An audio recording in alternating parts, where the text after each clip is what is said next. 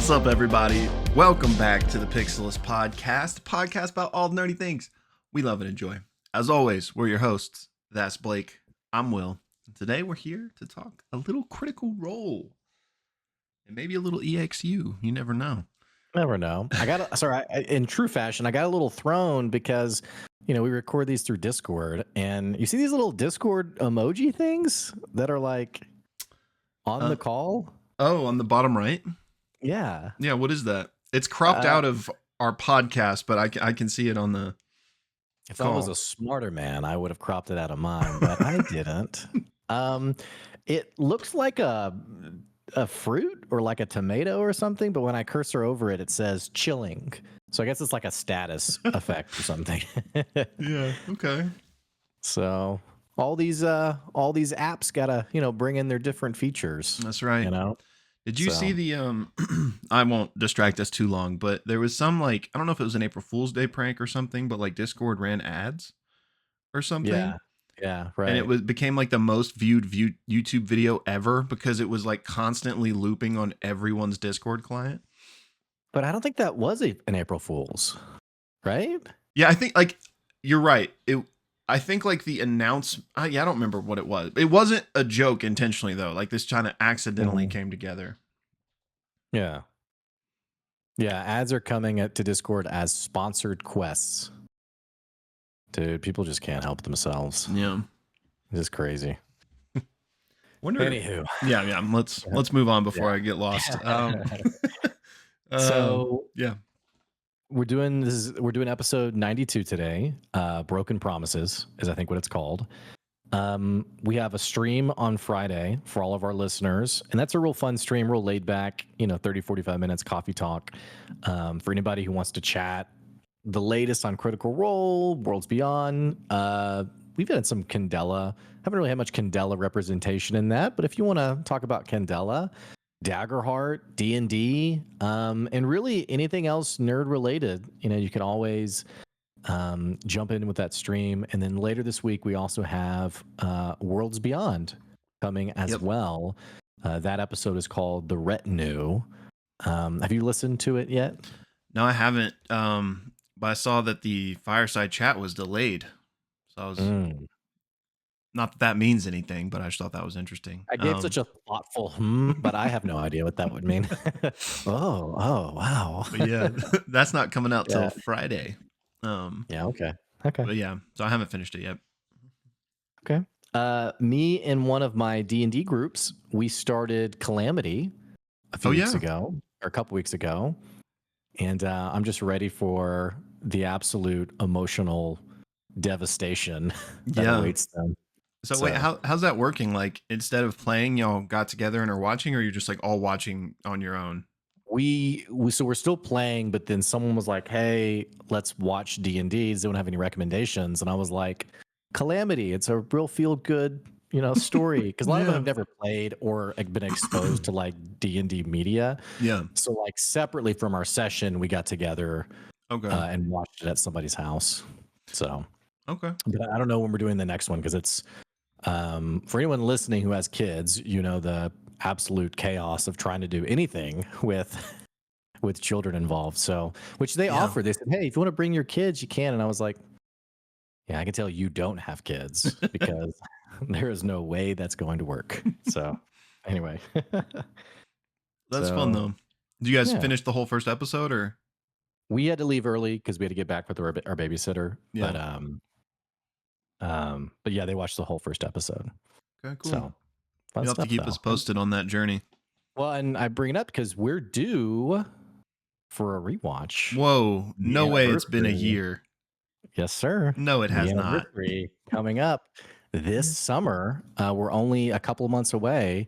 I think it's in June is the anniversary. May 30th. No, when we did ours? When it first aired. Okay. Was May 30th. Okay. But not the anniversary of our rewatch. No, which wouldn't really make sense to Well, I just meant when we did that, we were like, we should make this a regular thing. Yeah. So I thought that's what you were referencing. It kind of makes sense for the regular thing to be the anniversary of when it aired. No. For When we June. watched it again. No, Yeah. no. Here's the deal. We're gonna watch it again in June because that's the anniversary of when it aired. When did we watch it? I think we watched it maybe in August, so I don't think it was too far past that. Okay, because that's where my astonishment was coming from. That it had already been a year since we rewatched it, but I guess it's been close, even still. Yeah. So. Yeah, that's crazy. Anyway, fantastic though. More meanderings about D&D and all of those things, but having said that, any other announcements? I don't think so. For you podcast listeners, you may have noticed we've started adding some like different things on there beyond just our normal episodes. Which I guess you can't really get feedback from podcast listeners, I guess, because I mean you can get YouTube comments, but those probably aren't the podcast listeners. Anyway, we hope you guys are enjoying that. Blake and I are going to consider cutting out like smaller segments. But also we recently put out our live stream as a podcast for the first time, so we're probably going to keep doing that. So just in case anyone was like, what are these new things popping up? We have no real rhyme or reason other than just like, let's put it out here. I was like, why aren't we doing this already? That's pretty on brand for us. Why aren't we? So anyhow. Classic. But that's all I got.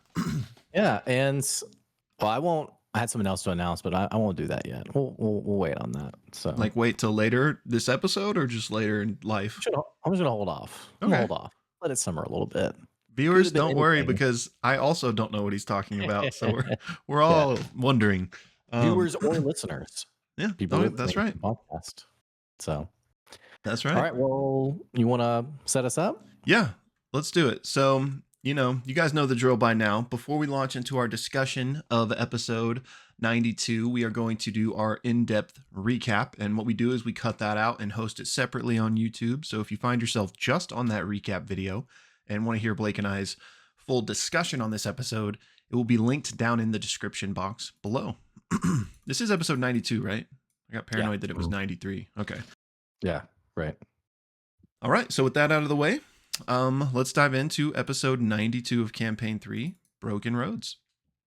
So, that's right. I said Broken Promises. You're right. Broken Roads. I just looked at it. I didn't. Not to interrupt your recap, but there you go. So we pick up with Bell's Hells shortly after their battle with Odahan, having just met Liliana on the surface, basically trying to figure out what to do next, still kind of reeling from what just happened. And Liliana says, well, you can't stay here. You need to get out of here. And Imogen asks, well, are you coming with us or are you staying? And Liliana says, I can't leave. Like, they'll know. And like, there's basically some back and forth here. But one of the big things they want to know is, what did you mean about being a vessel? And so she tells them that in order to fully like awaken Predathos and get him out of this prison, there is this barrier that is basically keeping him locked in. And this was created by the gods and divine magic, and only Ruidusborn are capable of like traversing this barrier. So essentially, Predathos needs a Ruidusborn vessel in order to cross back out of the barrier to freedom. And Liliana, after telling them that and, being questioned on why she's staying, is basically like, I can ultimately be more helpful to you here, like on the inside, as opposed to if I come with you. And she wants to know, like, why they're so opposed to this in the first place. Like, why do you fear the God Eater so much? And Orm says it's because we don't know what's going to happen when it's released. And Liliana says, well, I've communed with him many times. He just wants to be awakened and free. And something just feels really right about that. Like, it's hard to explain. Basically talking about this communion with him. And she says he's been here a very long time. And I keep using he. I don't know if I wrote that down or if this was like a gender for Predathos. Yeah, good point. I don't know. That's a great so take that with a grain of salt. Yeah. But she says he's been here a very long time. He's hungry, angry, and just wants to get those that did this to him. They ultimately decide that, okay, Liliana will stay here. She can feed us information. But we need to get back home. But they're not sure how they want to do that because they don't exactly want to reveal to Liliana about this back door to Ruidus that they've found. So they're trying to figure out how exactly they should go about this. And meanwhile, Chet asks Liliana, is the Weave Mind going to be suspicious of you? You know, now that you're helping us, can't they like read minds and stuff? And she says that the Weave Mind never trusted her and that they and Ludinus have this kind of unique relationship and that he first contacted them about 3 centuries ago. They both basically use each other and the Weave Mind doesn't trust any of them. They also learned that Odahan was a potential vessel as well. And in fact, there are 4 potential vessels. I don't know if that includes Odahan or not at this point, and that they're trying to awaken more. They also find out that Ludinus is not here anymore. He's back on Exandria. And Eva Roa says that she thinks she knows where he is because she's been working under him and on the devices that they've been bringing up here from Exandria. She also mentions the assembly defectors have been having issues with where they're getting these devices. Something has taken root there. So Liliana says Ludinus is just following the path Prodathos laid out for him. Ludinus is just part of Prodathos' plan. And they ask, well, how did you even originally get wrapped up in this? And she cites back to first having these visions and going to the Starlight Conservatory, where we know later Imogen would find that study about her. And then Ludinus found her and basically told her he could help her be free of this. And then before she realized she was in too deep. But Liliana promises, I will help you when the time comes. And Imogen says, okay, well, how should we get out of here? And Liliana says, take my hand. And the group grabs hands and suddenly they all teleport directly to the bloody bridge, where there's guards and everything still around, but they realize no one's moving. And Liliana has cast time stop, essentially. She's like, you gotta hurry. And so they all walk through and appear back on Exandria at the bloody bridge, but still they are surrounded by an encampment. So they have to decide if they want to try to stealth or blend in. So they ultimately just try to blend in, and in doing so, we get a couple of disguises going. Fern looks like a Rayloran.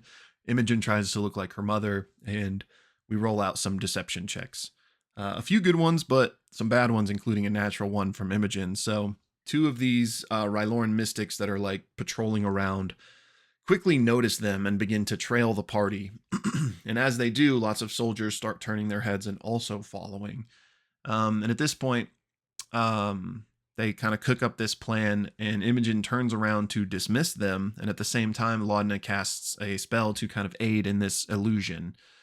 This is ultimately successful. The guards, turn around, and the party continues out of the dig site. They don't see Plane Rider Rin anywhere they look. But they move out of the dig site, and once they're out of it, Imogen sends a message to Keyleth telling her they're back planet side, and Keyleth asks if they can meet her at the encampment. So they start to stealth their way in that direction, and during this time, both Fern and Ashton drop their primordial shard forms, which means they take 2 points of exhaustion each. And they just basically kind of chat and process while they're doing this, kind of talking about F.C.G. and what happened on their time with Ruidus. And one of the things that's happening in this moment is Orym asks about Odahan's weapons, and Chetney takes him out of the bag. I don't know if it's the bag of holding or the hole, but he takes him out. Orym takes a sword and basically slams it in the ground and says, this is what killed my family. What they're doing is not right. And he kind of just walks away. The party then asks Eva Roa, who is still with them, if she knows of where Ludinus might be on Exandria. And she says they're getting these devices from Aor. And the devices were brought to them, and they were basically supposed to add their own tech to it. And what they were doing was helping them get through this divine glass, this barrier in Ruidus. And they've been able to get through the first layers, but the inner layers are like more divine and harder to get through. So that's why Ludinus went back, because there was supposed to be a constant supply of these devices from Aor, but there's been some issue with a Dominox, which is apparently some sort of creature. And all Eva Roa knows is that they were trying to get through the glass, and apparently what the glass is remnants of Prodathos' final form before being captured, which has now become his prison. So after that, Imogen goes to catch up with Orym. They have a little bit of a heart-to-heart. He says it's not about revenge for him. He just wants to honor his family. And Imogen's, like, I didn't know them, but I know they would be proud of you. And Orm says he misses them and he's going to miss F.C.G. Imogen says, I know for a while you were worried that you and I weren't seeing eye to eye on things, but you don't have to worry about that anymore. And Orm says, I understand doing anything for family, and I want you to have your family. And Imogen says, I know, but choices have been made. So the party then continues walking towards Keyleth's encampment, but Orm hangs back a bit and pulls out the sending stone to send a message to Dorian. And he says, we're home. Can you hear me? Northeast of Bassaris. Can you get there? I'm struggling. Can you get there? And as the spell ends, Matt asks everyone to leave the table, and then Matt leaves the table, and Abria comes in and sits behind the DM screen and says, it's time to see the other half of the story.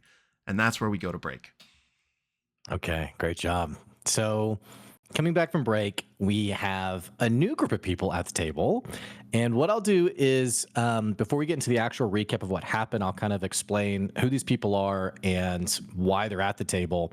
The people at the table are the members of what's called the Crown Keepers. They are, before this campaign started, there was a 9-episode series called EXU, Exandria Unlimited. And this followed the story of these characters, including Fern and Orem, who are also part of this story.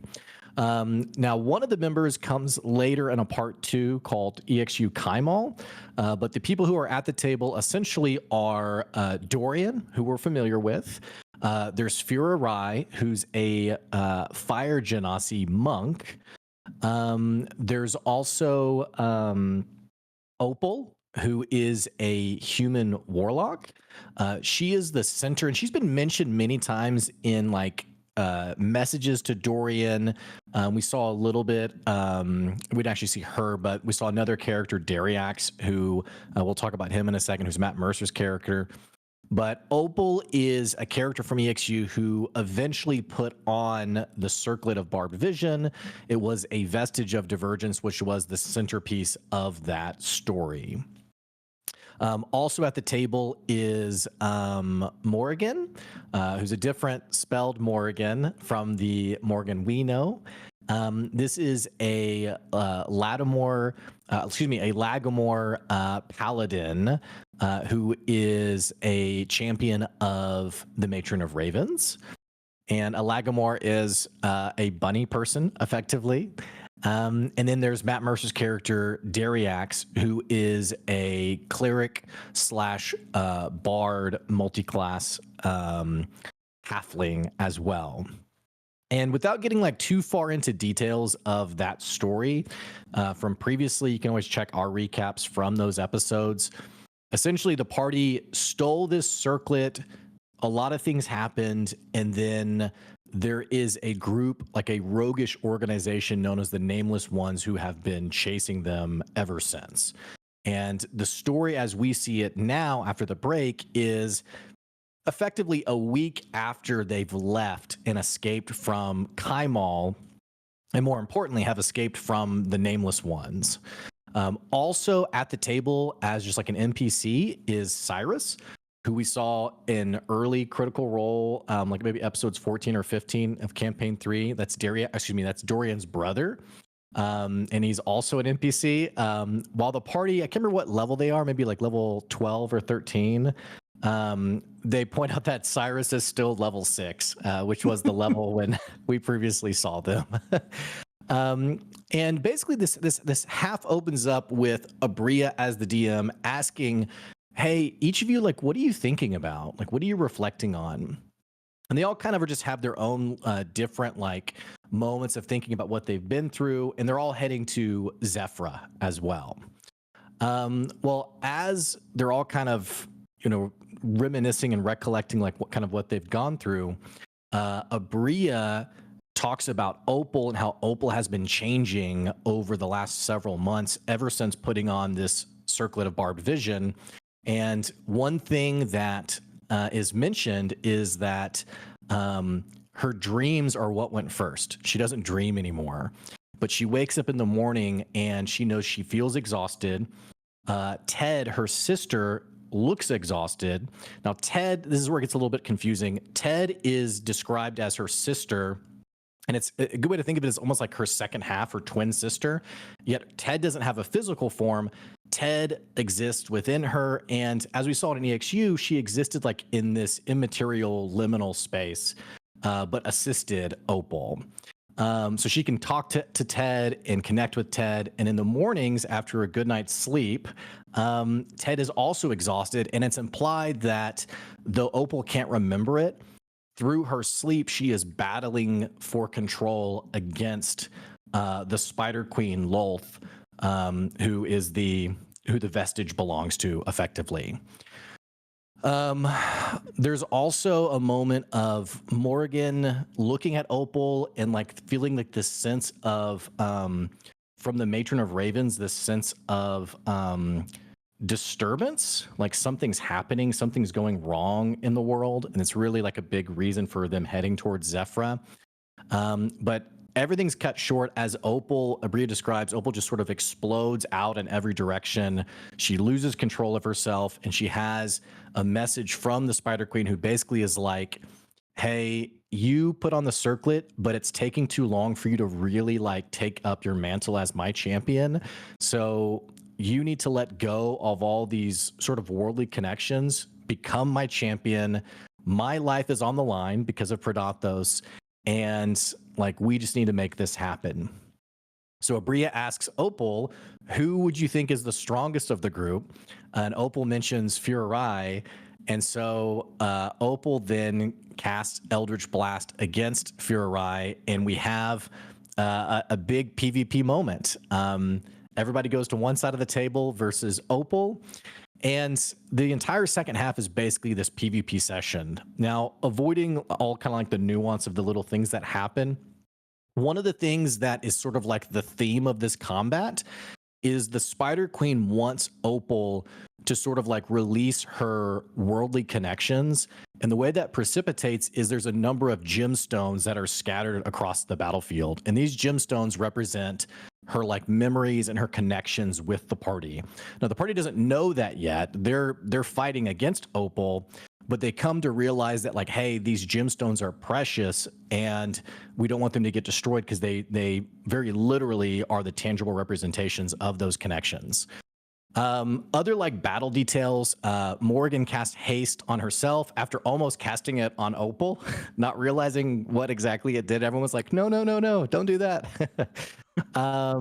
There's a moment where Morgan tries to stab Opal, and instead Opal's immune, and this shadowy figure, this representation of Ted, steps out and basically says, I'm going to protect Opal at any cost. Dorian tries to grapple Opal to like talk her down, but fails. The party also has this telepathic bond as well. So like Opal's kind of, even though she's not in control, she's talking to the party being like, I'm really sorry. Furai, who is I'm gonna say she works for, she's connected to the Wild Mother, and even has like a religious or an insight check on what can we do right now, like what's the answer to stop this. And she has a really interesting message back from the Wild Mother that's basically like, I don't know if I want to stop this. Like, we kind of need Opal to take up her mantle to help us. Yet, if you're really keen on this, the circlet is the centerpiece of what's happening. That sort of just reminds Furai, like, we got to get that circlet off of her. Going back to my comment on how, like, Opal's memories are what's being severed, one of the memories that she loses is she has a memory of this group called, I think it was called the Everlux. I don't know if that was right. Sounds right. Yeah, I got a casual nod from Will, so we both seem confident enough. But basically, it's a memory of a group of people called the Everlux, and they're a group of people who once found a Luxon beacon, and in interacting with the Luxon beacon, they realized that they could split their souls in two. They could split their souls in two and use that to sort of like, I think of like almost like a hyperbolic time chamber, like observe the other half, work with the other half, learn from the other half, and then rejoin back together. This memory is Opal remembering that her mother is one of these members of the Everlux group.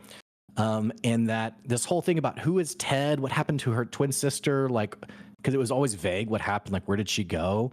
And it's realized that actually they are one and the same.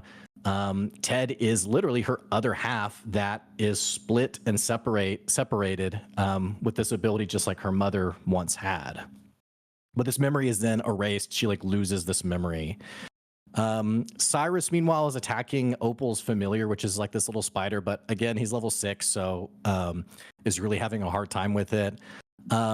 Morrigan has a memory of like in like looking at one of these gemstones. She has a memory of like a conversation when she first met Opal and how Opal was really kind of like put off by her, but then realized like how special Morrigan was. Meanwhile, Opal's going to cast Darkness. Dorian's going to try to dispel magic on it, but it's a 5th level spell and totally fails. Fear Rai has a memory of, and one of Fear Rai's main story points was trying to find her sister, Fira Kai.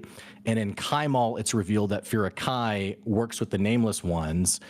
And Fear Rai has a memory of really battling through the pain of her sister, who she's always wanted to reconnect with, now being an enemy, and like bumping into Opal and them having like a really sweet moment.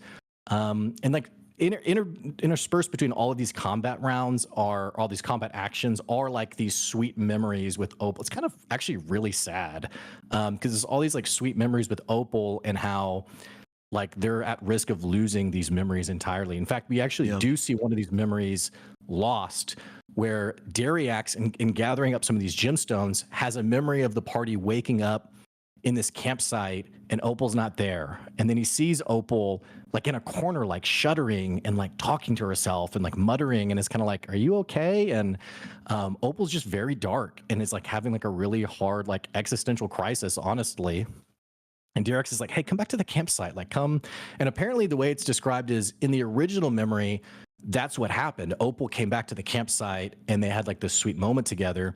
But Abria basically rewrites it. And in this memory being corrupted, Opal doesn't come back to the campsite. She stays distant and far and even says like, I can't go with you. And then the dream ends with Opal's like jaw unhinging, her like attacking Dariax. It's like it becomes a nightmare basically. And Dorian, who's not in this memory, but Dorian, who's watching Dariax holding these gemstones, notices the gemstones like becoming darkened and like blackened and like corrupted. And it's signifying that Lolth is successfully corrupting these stones. Going on from there, the party has to make a wisdom saving throw with a DC 20. Everybody fails. Opal's Ted, her shadowy form, like re-jumps back into Opal. The party's then asked, what would be your worst fear to see right now? And Dariax said his worst fear would be seeing that Opal is beyond saving. And he has a vision of Opal growing to like 12 feet tall and like swelling and becoming grotesque and like her mouth opening up. Dorian, his worst fear is seeing everyone corrupted, and essentially has a vision of everyone like down on the battlefield and like these shadowy forms like taking their place. And then very physically, what's literally happening to Opal is her body is transforming and growing. She grows to 6.5 feet tall. She grows 2 additional sets of arms. So she has 6 arms total, all holding crystalline daggers. And Abria says this represents Opal, Ted, and the Spider Queen, all in now one singular form. And that is where we actually end the episode. So a very kind of a longer recap there on that second half, but there's a lot to kind of unpack. But yeah, it was a long episode, honestly. It was a long episode. We're going to dive into like what the heck all happened here, what this means, what's next. So if you're watching just the recap, don't forget, click the link to see our full discussion. So yeah, that's what happened. Episode 92, Broken Roads. Well done. Let's talk about it. Yeah, man. Good job, by the way. That was a long second half. Let's just start with the toxicity, man. Have you get here? Have you seen this? Oh yeah. Yeah, I avoid Reddit. I avoid the Critical Role Reddit these days, but right before we recorded, I just was curious. Literally every top comment is complaining and Yeah. like just what a masterclass in how to kill storytelling. Like, what were they thinking? Like, I don't know. I feel like I maybe lean too far the other way. So I don't want to be, just as bad on the other side of the coin, but like it's just so entitled to me. And it's like, It's very entitled, yeah. And honestly, what's really hard is frankly, many of us just have different perceptions on what Critical Role is today. Because like we've said on this channel that like, hey, it's a D&D game. They've said it's not for us. And one of the top comments I read was on one of these threads. I haven't been on there in about a week and a half, so I'm not sure how it's developed, but yeah. one of the top comments was, despite what they may say, this is not a D&D game anymore. It's a show. Like it's an entertainment show. It's a massive brand. And there was like a top comment with like all these upvotes. And I was like, okay, yeah, I deeply disagree with how people see the show, but I also respect how people see it. The entitlement though, there's a couple other discords that I follow. One's being the classic WoW and the World of Warcraft subreddits. I've just learned that Reddit in general has become very entitled and extremely toxic. Like, and Yeah. I'm trying to think of how to fully describe it without exaggerating, like without using hyperbole. But especially after this last episode, I was honestly, I think we talked about it in our chat in the Discord, maybe. But I was, as EXU was starting, and I'm sorry for being long-winded, by the way, but What we're I here was for. well, I was really excited. That was my first thought, was like, holy crap. Me too. And like I called my wife in because my wife had never watched Critical Role. And so EXU was our first thing to watch together. She loved it. She loved the characters. So I called her in and she was like, is this happening right now? And I was like, this is live. And she was like, well, what's going on? Like what's happening? And like, so I loved seeing those characters again. Well, as I was watching it with her, I was reading Twitch chat, and one of the Twitch comments was, I don't remember what it was said verbatim, but the person was like, "I'm so disappointed. I'm honestly surprised that they didn't put out a message letting people know that it was going to be EXU. I don't know, why couldn't they have done that? I'm just left feeling really dejected." Something like that. And I was like, you really wanted them to like reach out to you and say like, "Hey, buddy, just so you know." There just comes a point where you're just like, I don't know. And I think I told you about that comment already, but it's just wild, man. Yeah. Like, again, to get out ahead of it, like I understand people that like were really wanting to see what happens next with Bell's Hells. And so like I could sense like being like somewhat disappointed that, oh, we're cutting away and we're not going to be able to find out about that for a while. Like, sure, if you're not a fan of EXU, like I get it, you might be disappointed, but like it's just the level people go to. It's ridiculous. Like I mean, It's very selfish. yeah. Yeah. It's very selfish. My preferences are like, we just live in a culture where everyone has to give their take, and like you just have to, I think being an adult is recognizing that though you have an opinion and though it's great that you do, it does not always need to be shared. Yeah. Though then again, here we are, sharing our take on this random YouTube channel. But yeah, I get very discouraged with that stuff. Honestly, what discourages me the most is knowing how much this group loves D&D. And when they get on Reddit, I mean, they avoid it. I don't know, but I feel bad for them. Like, here's some creators who are getting like totally, I mean, I think Abria's amazing, but she can't catch a break with, Yeah. it's just very disappointing. So I feel bad Yeah. for those people, honestly. Agreed. Yeah, totally agreed. And so again, I don't have a problem with people that like this wasn't their preference. Like that's fine. Right. You know? Right. But there's like I know everybody that's actually watching our podcast like understands that about where we're coming from. Yeah. So but yeah, just don't want to get it twisted. Like everybody's allowed to their opinion and their preferences, but there's just like this weird Right. level that it especially gets to on Reddit and Twitch chat where again, like I told you, like people are just on their soapboxes saying that like it's I'm not looking at it, but again, a master class in how to kill your audience and stuff. And it's like, shut up. Like, like I don't know. I thought again, I don't want to like, how do I say this? Like in a perfect world, would I have preferred like a 3 hour second half of the main crew like digging deep in RP, like RP talking about F.C.G and getting into the weeds? Like, yeah, I mean, that's like, I love that. So like, I understand people that like maybe thought that was about to come, that then switched to EXU and are disappointed. But like, I think it's so cool they do stuff like this, Mhm. like this surprise kind of like mid episode transition. A lot of people were like, why didn't they just do this on the last Thursday of the month? Or like, blah, blah, blah, blah, blah. Like, the thing is with those people, they weren't going to be happy no matter what, is Right. how I feel about it. Like, I don't know. So I don't want to like get too Well, long I winded on mean, this, but I enjoyed I enjoyed what we saw with the party in terms of like how they responded. We got an amazing interaction with Liam's character. He really leaned into it. And yeah, here's the deal: like for all we know, like we complain. There's so many jokes about is it scripted, is it not, and like all these different things. But like for all we know, the party very much could have been signaling to Matt like there's not more to say right now. Like there's not more to lean in. The party is literally escaping with Liliana. They're trying to get out of there. For all we know, Matt set the stage. If they wanted to navigate that, they could have, but for whatever reason, maybe they just didn't lean in as much as they could have. I mean, it's not produced on the front end, if that makes sense. So I remember when my wife's character died in one of our campaigns, it was also like this very like important moment. And Joy, my wife, was like, are we going to take a second and mourn my character? And then another guy at the table was like, we want to, but we really gotta get going here. yeah, And I'm not saying that's what happened. I'm just saying like we did get about an hour of some really meaningful dialogue. It could have been more.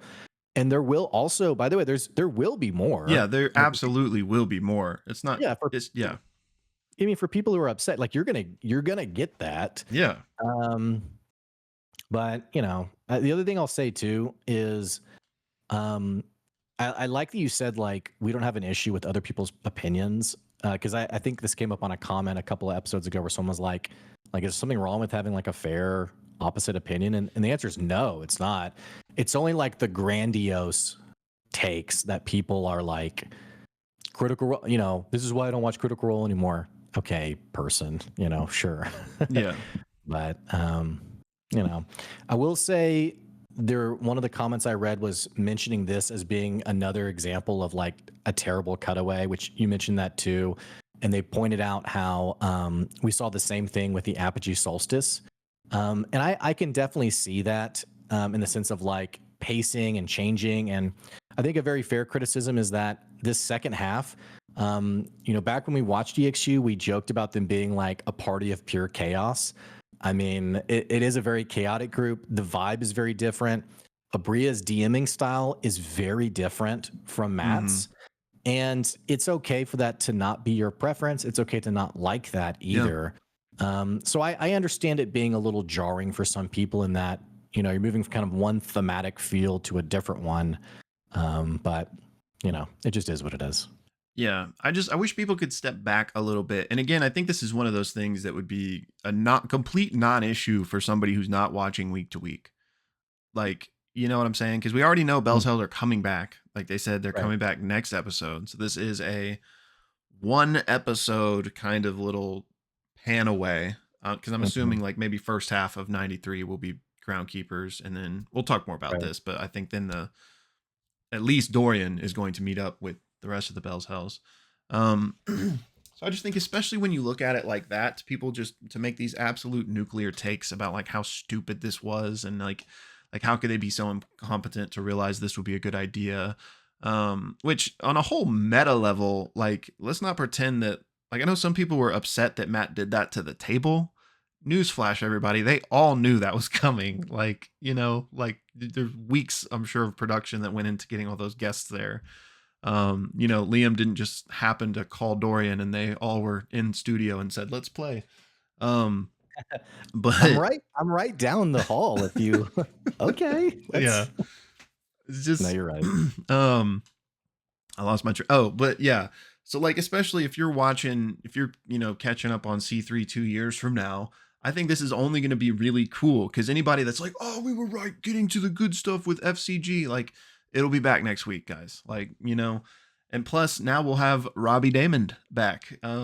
It What just, to we me, it always just wanted. shows, yeah, which to me just shows people like can't be satisfied because, like everyone wanted Robbie back, and then you get him back. Plus, we get everyone else. Like, I just thought it was a really cool, like, meta move to do. Like, dang, wait, Yeah, we're switching DMs in the middle of the episode. Like, let's you know, go. I don't Yeah, know. I love it. I love Yeah, it, man. I love it. I think creators are gonna create, and creators are they're gonna do what they enjoy. And I think this is not a new argument. It's like when your favorite artist, like your favorite musician, comes out with a new album, and there's always like the group that's like, why did they change their sound? Like, why didn't they stick yeah, with their good stuff? And it's yeah, like people are gonna create, and so I'm with you, man. I totally agree. For those listening who didn't like the second half, it's totally fine. It's totally fine for that not to be your vibe. And I only say that because sometimes people think we're talking to anyone who doesn't like what we like, and really it's just the toxicity. It's just the people who are. And I like what you said too, Will, about stepping back and removing yourself from it, and like it being better with time. We said something similar with the party split after the Apogee solstice of like, I think in hindsight we'll look at this a lot more positively. And I do feel a lot better about those episodes in hindsight yeah, than when I did when I was in it. yeah, So I think you're right. And like you said, we're talking about half of an episode with Bell's Hells coming back next week. Well, yeah, really tomorrow. So yeah. Oh anywho, yeah, today Wednesday, huh? yeah.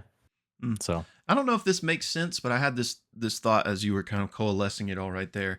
If you don't like the content, like you didn't enjoy Abria DMing or being with the Crown Keepers, that's fine. But to extrapolate that to a higher level of not liking that Critical Role like did this, like that tried something new, that wanted to do something kind of fun and unexpected, that's where it gets weird to me. Like, well, I don't have a problem with someone being like, I don't like that they did it. For me, it's all the things that are then the weird thing is all the things implied with it. yeah, Like the character implications, like the org as a whole implications, like mm, it is weird. Weird's honestly the best way to put it. It's a little weird. yeah. So Well, whew. we've probably We should harped have on put this a enough. we should have put a disclaimer to be like, Yeah. hey, if you get it, let's just skip ahead 20 minutes. So if you don't mind, maybe we can start with the back half, because even though that was the majority, I think there's just some really maybe quick conversations to have about that second half, and then maybe we can end on the first half. So Sure. if you're still, we'll put a timestamp if you even want to move past that too. um, What so we have, one yeah, end cap on that whole discussion is join the Discord. If you're yeah, like us, even if you didn't like the Crown Keeper stuff and you're not toxic about it, we it's a much healthier discussion in there for those of you that, hate Reddit like we do. But anyways, yes, yeah. continue. So the second half, we basically had this central theme of the Spider Queen wanting Opal to release her connections. We got that it materialized in these gemstones, and the party is each having their sort of like one-on-one memories with Opal as they're fighting with Opal, and then the half ends with Opal transforming in some way. Now we don't know if this is like a temporary form, like Ashton and Fern's primordial forms, or if this is like something even more permanent and maybe sinister. The things that I think about on this back half are, first of all, like major implications from here, which we can do this in kind of any order. Implications from here. And now that I said the few things, I can't remember what I was going to say past that. Is there any merit to talking about like any individual members' story points? Like Fear Arrive, for example, I never finished Kaimal. So I didn't know that her and Firakai, like I had to do a little research because I was like, there's a moment where she's having the memory looking at the tiger stone that's been split. And I was like, Mhm. what is this again? Like what happened to her sister? Yeah. So I don't know if there's really necessarily any merit to like digging into those details other than just like everybody's kind of been through some stuff and Opal's been kind of like a central meaningful connection for each of them. Yeah.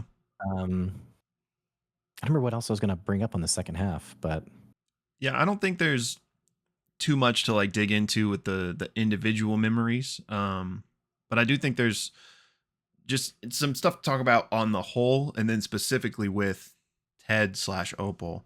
oh, Um, yes, thank you. That was one of the things. Yeah. um, First, yeah, I didn't even think about that form being permanent, which would be crazy. I probably Mhm. don't think it is, but leading to my next question, I wonder if anybody could like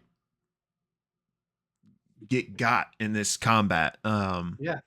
And Like, is there an actual out for Opal at this point, or is it like we got to put her down? I doubt they would do that, but I well, don't know. didn't Abria say at the end of the episode like we're gonna come back to combat here, Yeah, and like didn't she say like I'm sending some of you home? Like I like implying like we're gonna. I yeah, don't know. It kind of felt like that might be an option. yeah. Because I'm curious, because like we do, again, not that this is scripted or anything, but the assumption is that at least Dorian will be joining the rest of the table, kind of on a meta level. You know, he started the campaign with them. Everybody's been wanting him to come back. Not that other members of Crown Keepers, like more, might join. You know, I don't. Anyway, I think at least Dorian will make it through. But yeah, I'm curious, like how is this going to reconcile? Like, Mhm. I don't know. I don't know what to like. Well, and then I'm kind of just being jambled here, but I can't remember where they are right now compared to where Bassaris is. Like, is it feasible from where? Because we also don't necessarily know where the time is at, right? Is the The, because we never they're on their way saw. to Zephyra. They're on their way to Zephyra, right?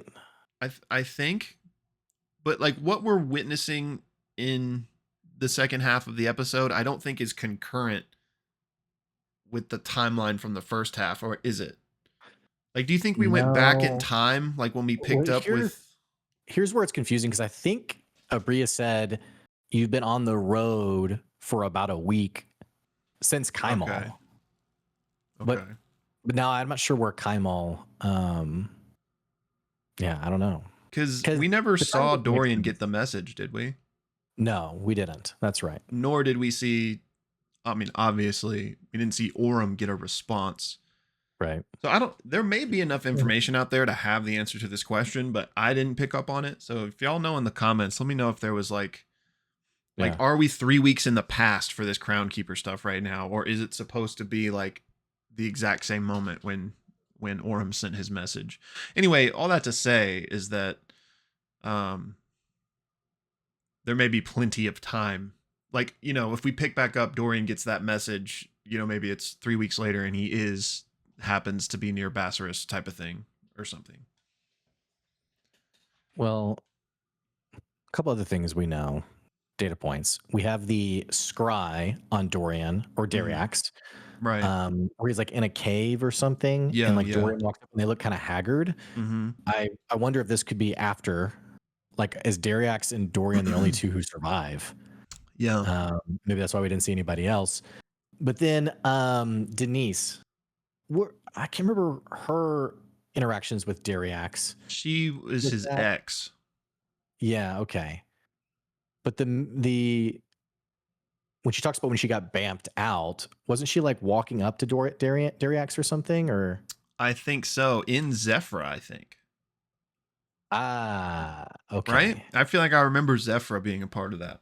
yeah. But No, that I would have think been you might be right right. at the Malleus key moment, Right. right? Which, So if that's true, yeah, I don't know.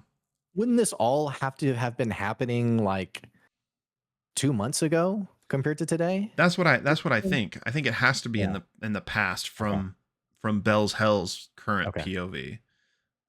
Yeah. Okay. And wasn't, correct me if I'm wrong, wasn't there another time when, and it might have just been due to the Ruidian cellular interference, but wasn't there a time when Orm sent a message and just didn't get a response? Yeah, when they were in Asilra, right? Before they were drawn into the water, right? I don't remember, but I just feel like I feel like I remember that happening, but I don't remember when it was. But that sounds like it would be right. Yeah, okay. Okay. So I think yeah, the timing is going to be a lot clearer in the next episode or two. yeah. I think. I think we'll be able to put it. We'll be able to put it together. I think. I think it has to be in the past because it's presumably like a week after Kymel, which like what you said, which Yeah.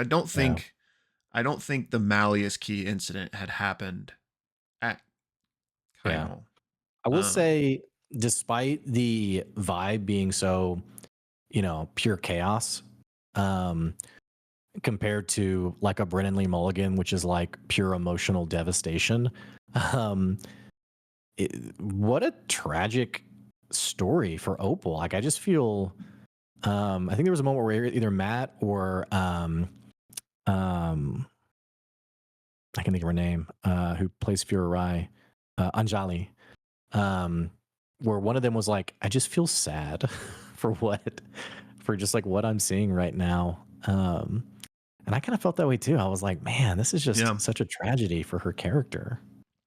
yeah, it really is. And I mean, you made me pick. I don't think she'll die. I feel like Okay. now maybe there's some casualties in this fight, but I feel like they'll get that crown off of her, and hopefully that's going to be enough. But tragic Well, nonetheless, especially if she does kill one of her friends in the process. for some reason, I thought in Kaimal we were told that like the crown had like Yeah, not like like it like dug into like yeah. yeah, like it couldn't just be like popped off, but Yeah, but yeah, I that did they did tell us that, but just considering what the wild mother said of like get that crown off of her, I'm guessing like maybe there's some way they can do it still. Um yeah. Hmm. but, but Okay. yeah. So I guess the time question is kind of big because it implies other things, but if this is in the past, then if they only did want Dorian to end up joining the main table, like they all may have gone their separate ways. You know, like Dorian may not be with the rest of the Crown Keepers when he gets Orm's message to head to Bassaris or Mhm. whatever. Um, so yeah, I don't know, but I don't know. Well, let's talk about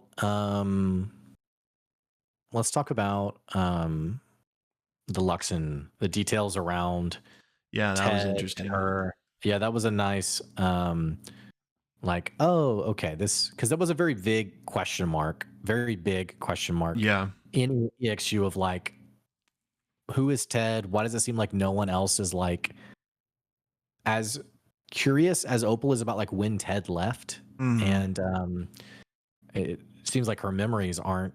She's an untrustworthy narrator in the sense Yeah. of, which Yeah. was a little bit of a kind of sub theme in EXU, Yeah. Yeah. with like untrustworthy perspectives, including some plot threads that never precipitated like we wanted it to. But um, so yeah, this group that I think the Everlux was what it was called, but I could be wrong for you guys listening. Found a Luxon beacon. How many Luxon beacons are there total, or do we know? I don't think we know. Okay. And does every Luxon beacon like have like an implied power to it? Like um. it, because like this group studied it and they learned that they could then like split their souls and like all that kind of stuff. But Yeah, I think. I mean, we don't know what we don't know, right? Like they're like excavated all around Exandria, so that's why we don't know how many there are. But from what we do know about them, they all seem to have like the same ability. But this, what we learned here is that maybe it's being kind of used in a different way. Because in here, we get this implication that they were like splitting their souls to like simulacrum themselves, kind of, right? Like, um, right? Wasn't that the idea? yeah, So, Yeah. but like previously, what we knew about Luxins is that it was a way to have functional immortality. But I think it's the same thing at play being used two different ways. Like Hmm. the Everlux were using it to, get twice the work done or whatever. But um, in the Kryn Dynasty, they use it for immortality, like I said. So you get consecuted, which I guess puts a piece of you, a piece of your soul in the beacon. And then when you one day later die, like that gets reincarnated into a new body. So I'm guessing, well, we know that their mother was, I'm just going to use the word consecuted, even though they're kind of doing a different thing with it. Their mother was consecuted. I don't feel like it's a genetic thing. So I don't know why.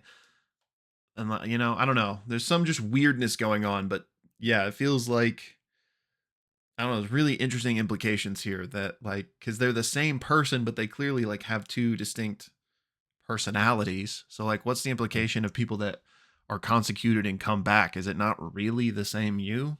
You know what I mean? Like, they supposedly get their memories back and stuff, but I don't know. It's very interesting. Just kind When of they were rambling. when they were in Byroden, did Opal were her parents there? I think one of them was Okay. her dad. I think Yeah. Okay. because there was this big mystery about her mom, right? Well, I feel like yeah. Could it be her mom? She is her mom reincarnated, like Yeah. through consecution, or are you already there and I'm just slow? No, no, Or no. I hadn't said that, but it could okay, be. Yeah. okay, yeah. Because I was pulling up the episodes trying to figure out if the mom was there or not, but so, yeah. so here's what we knew about consecution from campaign 2 before any of the events of EXU. You get this beacon, there's like a process you have to undergo to become consecuted. So it's not just like I touched a beacon, I'm immortal now. Like there's some Yeah. process you have to go through and like only chosen people get to do it. Like it's a Mhm. very like prestigious like thing, right? So then you live out the rest of your life. One day, I don't know if there's like a timetable on it, but just one day, like that little soul of you in the Luxon will like be reborn into a new person. And then even that person will live like a normal life, not knowing they're the reincarnation of somebody until like later in life. And then like one day you just get all your memories back from your past Mm, life. okay. That's the understanding we had. So it kind of feels like what's going on with Opal is that like she was one, and then like her past life memories are kind of like Ted's sort of, but they never like re-merged together. I don't really know, but So so not to like unravel this further, just because I'm trying to put, and we said we weren't going to spend long here, and now it's like, getting longer and longer. But yeah, the end of EXU season one, for lack of a better phrase, yeah, um, that eight, I think I said it was 8 episode arc. Murata, who was from the Elvish city, I can't think of what it's called. oh yeah, yeah, She wanted to kidnap Opal, and then they actually fought like this amalgamation that was like it was like a big creature that represented Ted, and like yeah. it wanted to like bring Ted into the world or something. How does any of that stuff like? Where's the connection with what we're now discovering about soul splitting in the Luxon Beacon? I don't know because it seems like whatever is going on with Opal and Ted and their mother is slightly different from Consecution, which again could be like a different society or different culture, like using that weird soul power in a different way. Yeah. Because Okay. it makes sense that for the process of consecution, you're kind of like splitting off a piece of your soul, like a Yeah. Horcrux for you Harry Potter people. And so maybe like in this same way, the Everlux people were splitting off a piece of their soul, but they weren't doing it for functional immortality. They were doing it to like double themselves. Yeah. And Yeah. so Okay. I guess I don't know if it is some weird genetic thing or if they are their mother kind of or like what's Yeah. going on, but it feels like they were split and have not come back together for whatever reason. Yeah. Well, for the sake of time, I think let's move on from this. Unless you have anything else you want to add. Um, no, not really. Just very. Okay. I'm interested to hear all y'all's thoughts on all of that in the Mhm. comments or in the Discord. Right. So we know Bell's Hells is coming back next episode. It seemed like from Abria we're gonna start back with the Crown Keepers. Yeah. So regardless of how this all plays out, getting back to Bell's Hells. So there's some interesting details we got in this first half. Notably, Liliana talking more about her role as the vessel, which we can have all sorts of conjecture on that. What I want to ask you, and this was even mentioned in our Discord, you and I talked about this a couple of episodes ago, and I'm really liking this theory. Do we think Ludinus wants Liliana to be a vessel, not to free Predathos, but to potentially like consume the vessel with whatever version of the vest that he has today and ascend himself into the role of Predathos? I think that's more likely than him just being a pawn, which is kind of the implication Liliana gave. Not that he was a pawn, but she made it seem like Ludinus is just carrying out the will of Predathos. But I feel like he's definitely got his own selfish angle. And knowing that it has to be a Rudis born that passes through the divine glass or whatever means he literally can't get in there. Right. So like he has to have somebody else do that part for him. And I just don't think he's going to be cool with that. Like I think even if he has, I don't want to say them like honorable aspirations because I wouldn't put it that way. But even if he is like in his own heart, the good guy here, I think he wants more credit than so. Well, it's very on brand of Age of Arcanum too. Yeah. Which we feel pretty good about him being either from or directly a descendant of the Wizards of the Age of Arcanum. So I really like it like thematically for that.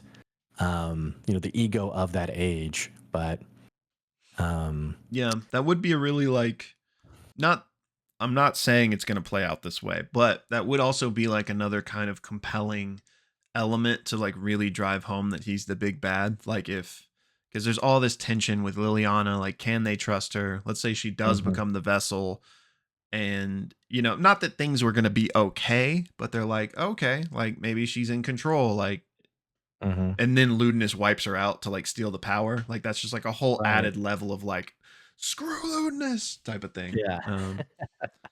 So yeah, I'm with you. But yeah, I'm curious about. I want to know who the other vessels are. Probably not too important. Like it won't be anybody like we've necessarily met before, like a surprise in that way. But I'm just curious.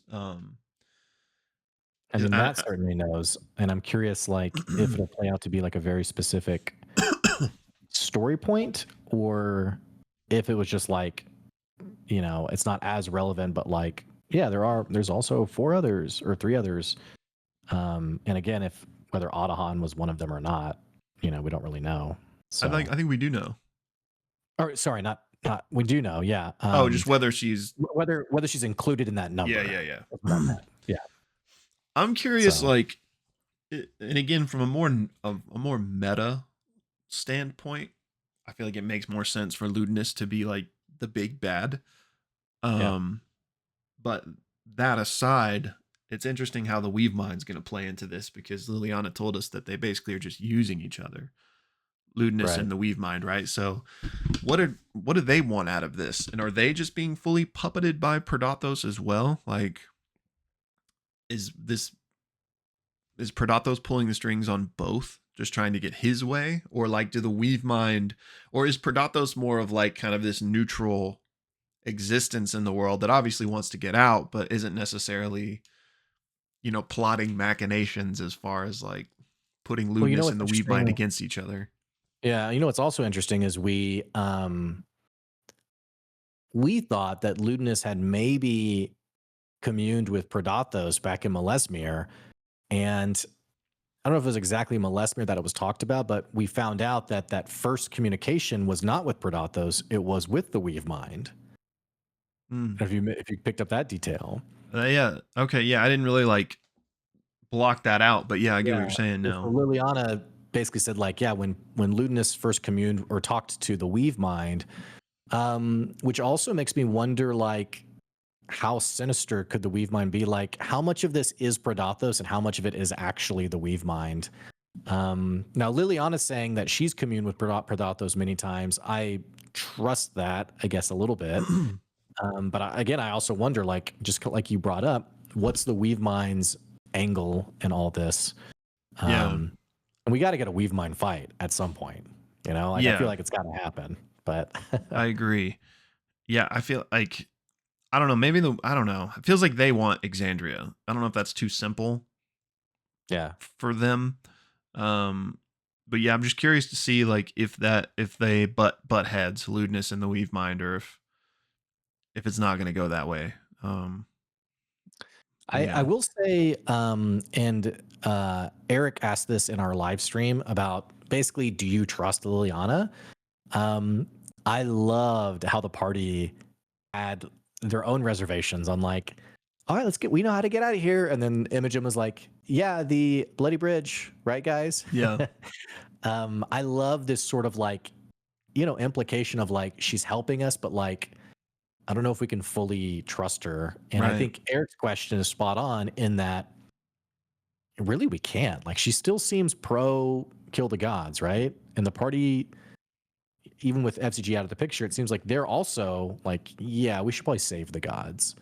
Um, or we heard as much in Imogen talking with Oram, being like, yeah, hey, we're on the same page. So, um, I don't know. yeah. I mean, I trust her insofar as I think she's being earnest with Imogen. Like I think that I want to say nuts on the table, but that's not it. What's the phrase? Oh, you're like pulling on that like one, nuts buddy. and bolts. Just to be clear here. What's the phrase where it's like you put When you it put your all? nuts on the table, and Oh, I don't know what you're I saying. I can't help you. like Cards on the table? maybe I think I'm getting that and brass tacks confused.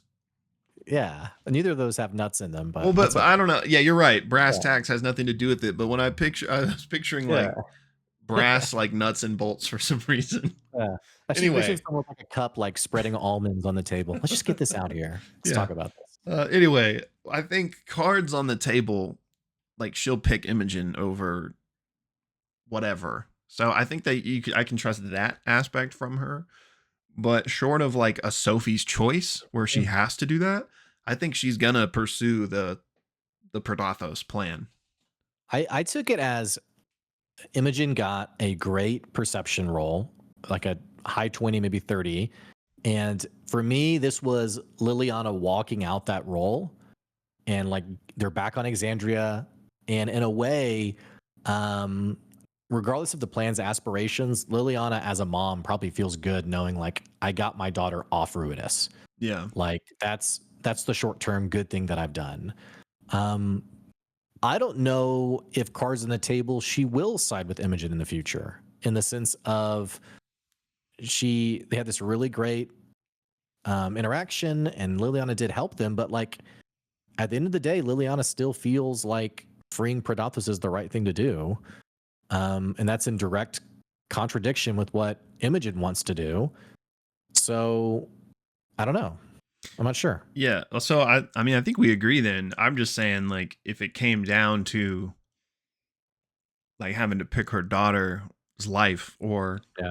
her Yeah. her Right. mission, I think she would pick Imogen. But aside from that, yeah, I think she'll help them and give them like accurate information as well. Like I don't think she's gonna like feed them lies to like screw them over type of thing.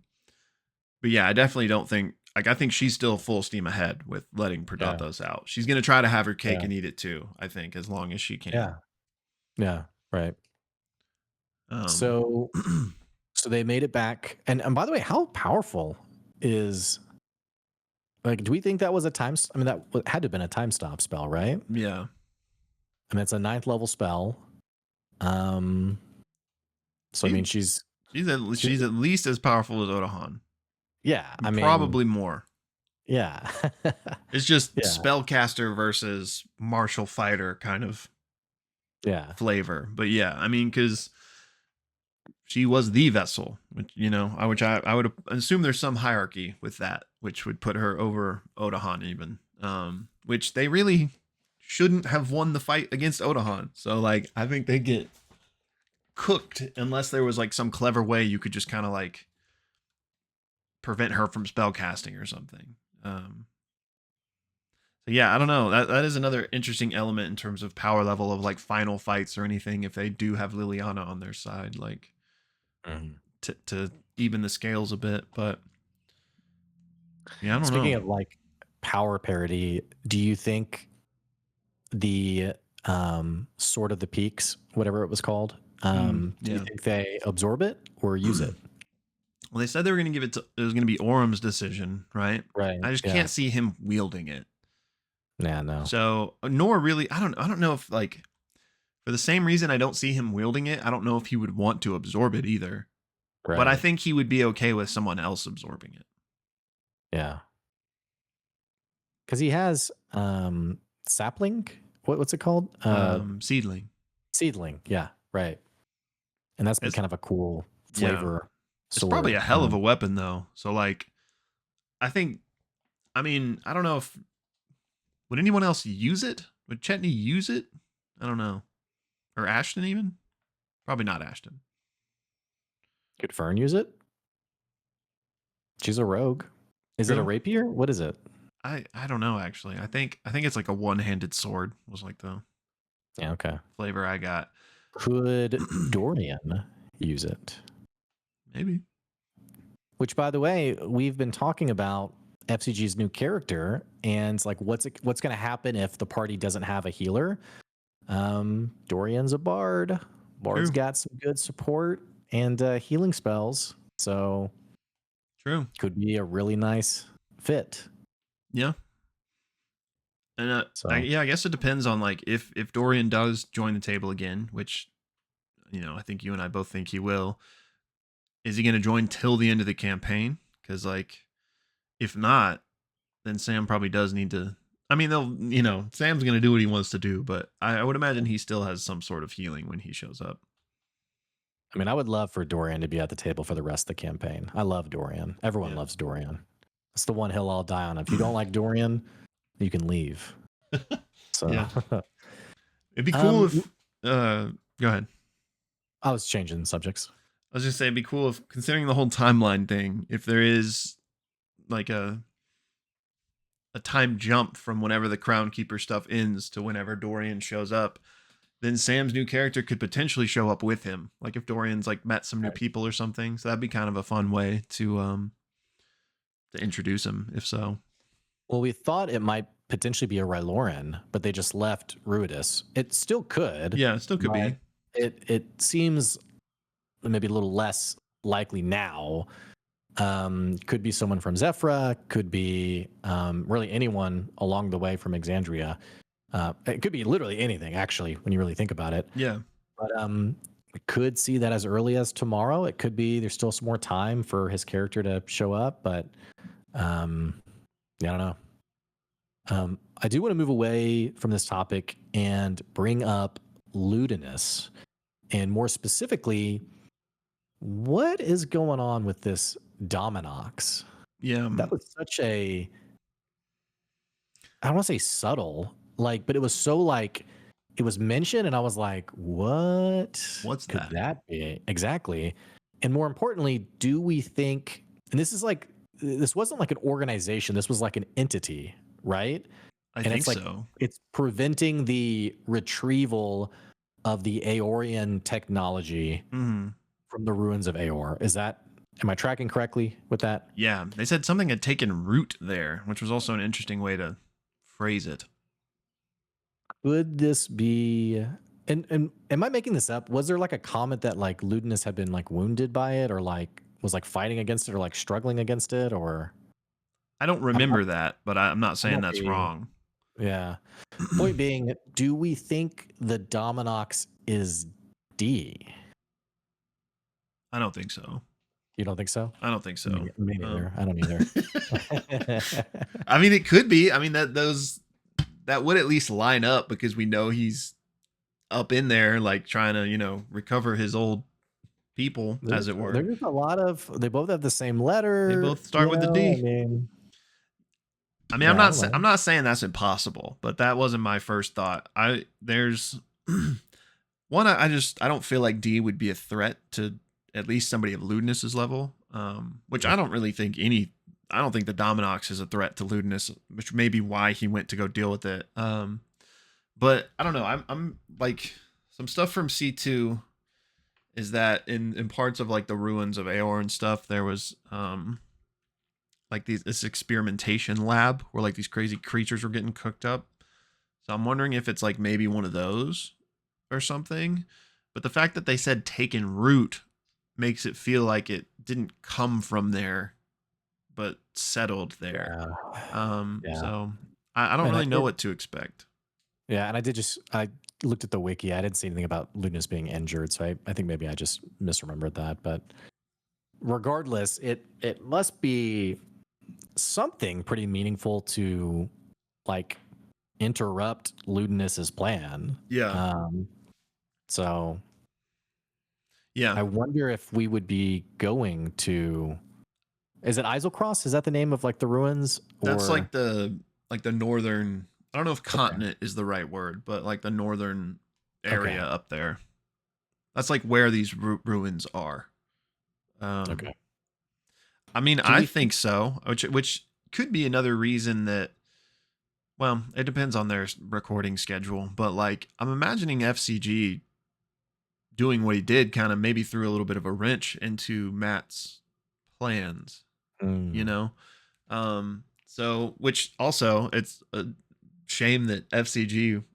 isn't a part of the party if they're going to Aor to explore those things. I was literally about to say that. Yeah. Yeah, that would have been ripe. But yeah, I feel like the cards are stacked for them to go there, either to try to get a hands on these devices to figure out what they're using them for, but not necessarily. I mean, I don't know. It's kind of hard to say where the story's going to go from here because they have information to give Keyleth, and it feels like next is going to be like setting up this plan. So is that going to happen like, all right, 2 days from now we're going back to Rudis, or is it like, hey, you have a couple of weeks, like maybe go check out Aor and figure out what's going on there? I don't know. Yeah, I don't either. I think I will say that what these last like 8 or 9 episodes have done for me is it's really given me the mental space to see this go for the next like 40 episodes, maybe. Just throwing out a number. I don't have any actual math around that. Yeah. Whereas prior to this, I was really like, this thing could end next week. Yeah. Not literally, but you get the point of what I'm saying. Yeah.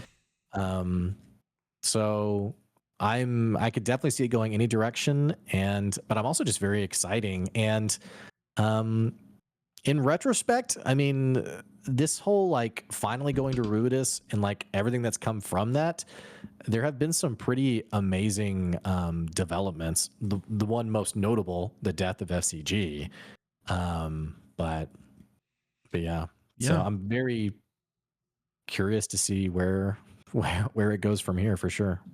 Me too. I think the players will want to go to Aor. Like I think that on a meta level would excite them. So I wouldn't be surprised if that's the next place we go.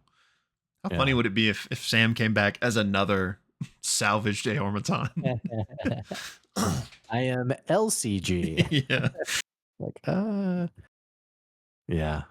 No, it actually would be really interesting if F.C.G. was like one of many models and they found, I know you literally just said this, but not just like another version of an automaton, but like an in stasis F.C.G., which maybe that feels cheap. I don't know, but it could be that Sam is just like, yeah, I want to keep playing F.C.G. I really like F.C.G. I don't know. It would be kind of interesting though. Yeah. I don't think that'll happen, but I think it would be funny if he wasn't another automaton. So, okay. Well, anything else you want to talk about for this episode? No, I think we pretty much covered the main things. Okay. Well, let us know what y'all thought about the episode. Sorry for such like a long-winded tirade on toxicity at the start.